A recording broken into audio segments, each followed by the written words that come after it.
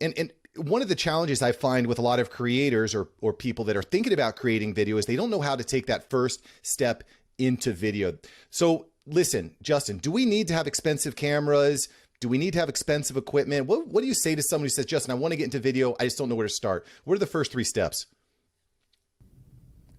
I'd say the first 3 steps, or the first one, is that you already have everything right now.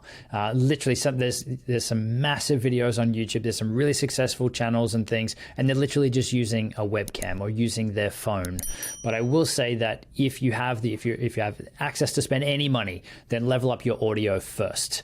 So use your phone, use your webcam, grab a $20 lapel lavalier microphone or a little shotgun microphone, whatever it is. Just audio is almost more important than the video, because that's the piece that people need to be able to hear you and consume the content. If the picture's not that great, you can make do, but it's the audio that is the most important piece. So you already have enough.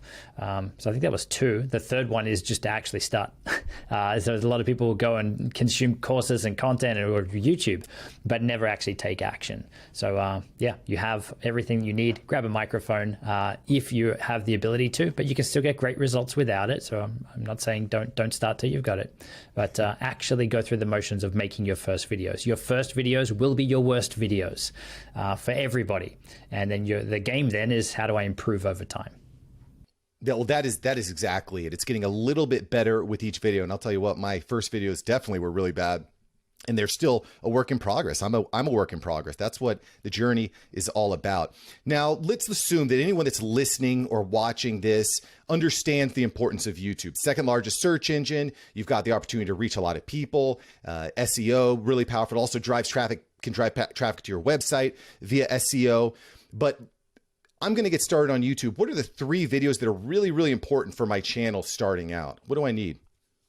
Well, I think before you look at any specific video, and we can talk about how you can come up with ideas and everything, but for us, we're looking at, we have a topic, we have an idea that we want to create or share about, and then we're going and doing some research for it. So it's not what I think people want. I might have something I think this is a really good tip that people need. And if they knew this thing, that they're going to have success with whatever that topic is. But people aren't searching for that solution. They're not searching for that tip. They're looking for the problem. They're typing in. They're going to Dr. Google, Dr. YouTube, how to self-diagnose, how to figure stuff out for themselves. So you've got to take that step back on any content that you create and say, what would someone search for to find this? Or what would I search for to find this on Google and YouTube?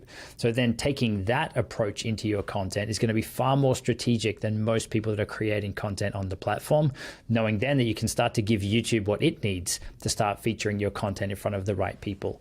So starting with research before you even get in front of the camera is far easier to get your content ranking than to go and shoot a video and then try to figure out keywords, titles, tags, thumbnails, all that sort of stuff afterwards. So definitely start with the research first.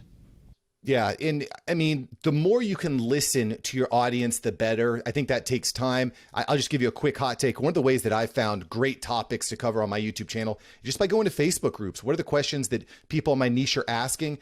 And then inevitably what happens when people either ask me or ask in these groups, I just say, hey, check out this video. I have a whole video. I mean, this happens daily, especially in Clubhouse, which actually, by the way, for everyone who's watching on YouTube or on Facebook or on LinkedIn, this is actually being recorded live in Clubhouse right now. We're getting the most value for your dollar. Shout out to everyone on Clubhouse. Y'all rock. Make sure you hit that plus button and get your friends in here.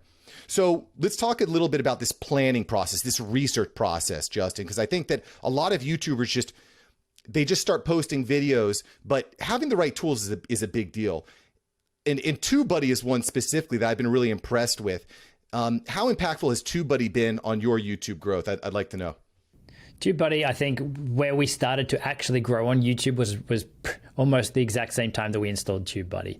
I think the reason that we installed it initially was that we wanted to go back to all of our previous content and bulk or batch upload, not batch upload, like find and replace across a lot of videos. We wanted to add an affiliate disclaimer into all of our YouTube videos, and I didn't want to copy and paste stuff throughout. So just that one tool alone in TubeBuddy, being able just to edit all of your video descriptions or find and replace text across all of them was huge. But then you get into the keyword research stuff, your video, your analytics, looking at the tags and looking at what competitor channels have out there. That's really the stuff that you can get that leg up on your content.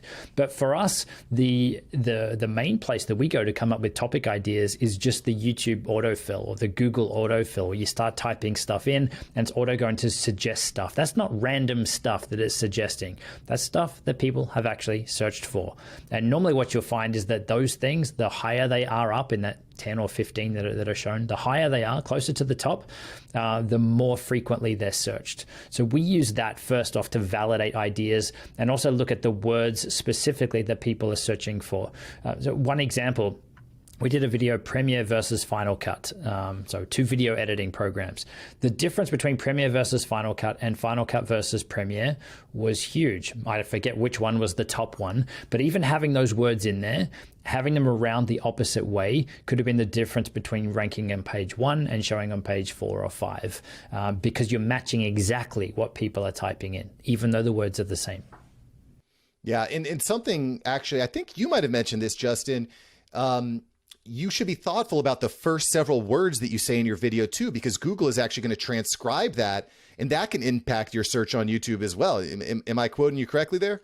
Yeah, 100%. So we have a very strategic approach. We don't create the videos that I want, without doing that research to see what would people be searching for. So those words, once we've figured out that it is Premiere versus Final Cut or best video editing software on Mac, I will literally use exactly those words in the right order.